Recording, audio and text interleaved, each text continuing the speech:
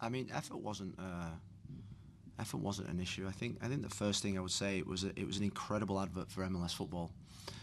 Me and Pat at the end just both probably felt the same. It was a proper game of football. Two teams that were desperate to win. One team really experienced. One team that was young, that made some mistakes in the game but never give in.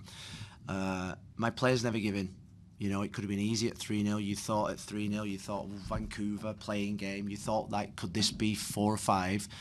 But really, we weren't playing that bad. The thing I've just said to them at the end is that we've learned so much tonight in terms of, it was a playoff-type atmosphere, playoff-type level of game. And in these biggest moments, and I think about the Vancouver game, about it's higher level. So in the highest level of games, what do you need? Concentration, discipline. And that doesn't mean sort of like yellow cards. It means like just doing your job that we ask you to do. Don't do anything other than your job. Do the things simple. Do the things basic. That's what the best players do in the biggest games. And I'd say that a team like Cincinnati, that's what they did tonight. Were they outstanding? No, but they did the basics really well. And for the first 35 minutes, we didn't. And we were chasing all over the place. We had centre midfield players at left wing. We had three centre backs that were 20 yards deeper than everybody else. And there was no connection as a team and keeping our shape. So I think it was an absolute incredible game of football. We've had some incredible learnings tonight in terms of what we need to improve on. And the effort was just, for me, it's that standard for my players. You know, I said to them in the end, don't come off at the end and think, you know what, we did well second half. No, they just play to their level. You know, that's the type of football, that's the type of levels, that's the type of energy, that's the type of quality that we've been asking for. And unfortunately, the first 30 minutes wasn't. And we got punished by a really good team and some really good individual players. And the things that I can't accept is that we can't let in goals like we did there at the first 30 minutes. And then also in the second half, a lot more emphasis on just getting balls into the box and a lot more players crowding the box. Was that something that you were working on in training this week? Yeah, I think they dropped deep. You know, they were really deep. So we had to make sure when a team drops deep, you have to put them under pressure. And I thought we just forced too many long crosses. I thought we had to play the ball into feet and play combinations a little bit more. That's what we'd been working on the week. Because you think about Miazga, Robinson, Hageland, Hadibe when he came on. It's, you know, it's almost like meat and drink for them, really. You know what I mean? And, you know, balls coming into the box is what they thrive on. We had to, just like we did for the goal, we got the ball into Kelsey's feet. He wriggled in and out. We knew that he was going to be probably a little bit sharper. Anthony, Ari, who I thought was really good again.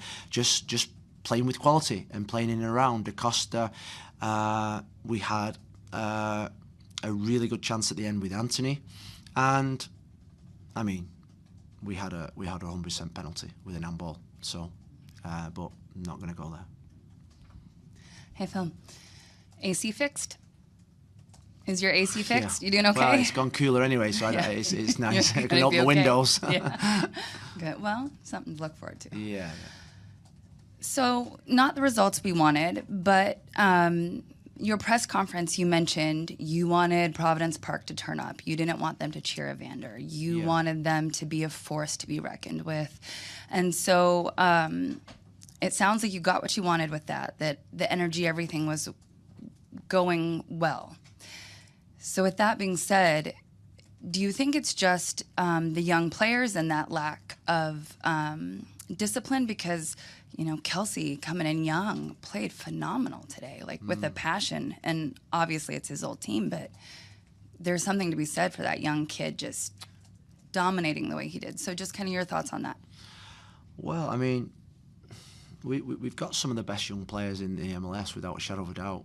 You know, you think about Kelsey today, he looked like a real top striker. You know, they had a top striker on their side, Denke, you know, without a doubt, European Champions League type player, and we had a top striker on our side. And I think, obviously, playing against his former club, what I thought from Kevin tonight is that, you know, a couple of early passes didn't go his way, but he was hungry and he showed courage.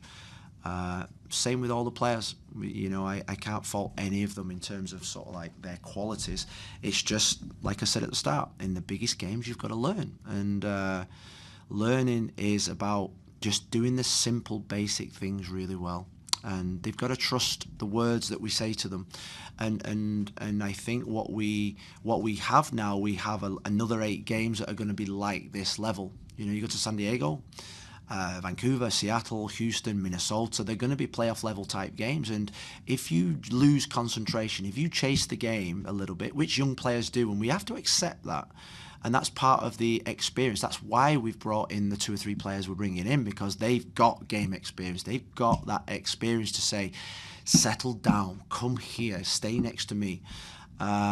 And that's why we've made the signings we've made, because we just probably need that little bit of experience now in the team just to keep guiding these incredible players in the right direction. And, you know, the second half, the fans showed up. The fans were incredible. I mean, when you know, the opposing manager, when you say, he said, first thing he said was, this atmosphere was incredible. When you speak to the new signings, Christopher has come from Olympiacos, where they are crazy in their stadium, and I said, look, Providence Park's similar. Caballo's come from Grêmio, where the Brazilians are obsessed with football. I said, well, Portland's the same. And so we're lucky. They're our extra player. They're our extra player tonight. They're the reason why we got close to getting back into the game. And what I would say is I think they've gone away seeing an incredible game of football, but unfortunately we didn't get the right result that we wanted. Phil, the effort can't be questioned tonight from the team, but in those first 30 minutes, you played in teams in your career that were famous for laying down a marker early in big, heavily contested games like that. Do you just feel like maybe that marker that was a little bit lacking in those first 30 minutes? I thought tonight was a marker game. I really did. I thought it was a statement game where you win this game and you're at 40 points and you're touching it. So, wasn't to be.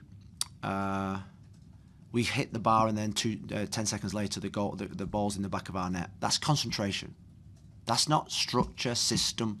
That's concentration. That's players not doing exactly how we coached them. That's youth. That's players trying to win the game on their own. And that's the big learning. You know, when you're 3-0 down, you lose that little bit of concentration. And like I say, it's something that we've experienced over the last 6 to 8 months, something that as a coach you've got to take responsibility for. They've got to be better, and I've got to be better with them. And the only way that you will learn is by just keep getting out there and playing. They've learned big lessons tonight, and so that for me is a real plus. They haven't got the rewards that I think they deserve. They haven't got the points. I think we deserved at least a point. But they've learned tonight that in the biggest games, you've got to do a certain thing. And so we just got to keep practicing, got to keep working hard, got to keep getting back on that bike and keep charging forward, because there's no time at this moment in time to sulk. And we've got a couple of days now where we've got to get back into shape and go again on Tuesday. Hey, Coach. Love to hear your thoughts just about kind of the starting 11, in particular the midfield play between Ortiz and David Shala tonight. It seems like once Christian Paredes came on in the second half, there was a big lift in kind of the energy. Just your thoughts on some of the midfield play, both in the first half and then contrasted with the second half. Yeah, I actually didn't think that the big problem was actually in most of it. It was in midfield. I think, yes, we played João because we wanted him to be in and around Evander, but there was many facets to the reasons we scored the third goal, and we have 4 or 5 really good central midfield players, and Christian's in really good form. I think João last week against Club Americas was outstanding. Ayala's played in most football matches. At this moment in time, I think he's just fatiguing a little bit, but we're going to get some rest into him this week. And Diego and Felipe Caballo will come into the reckoning for next week. So we've got real competition for places in there. You know, I've rotated the position next to David. And like I say, you defend as a team and attack as a team. And, you know, I thought that all Christian did when he came on, he's played to the level that he's been playing at in the last 3 or 4 weeks. He's been a real positive, uses experience in games well, and been a real threat for us. We're going to wrap it there. Thanks for the time, Phil.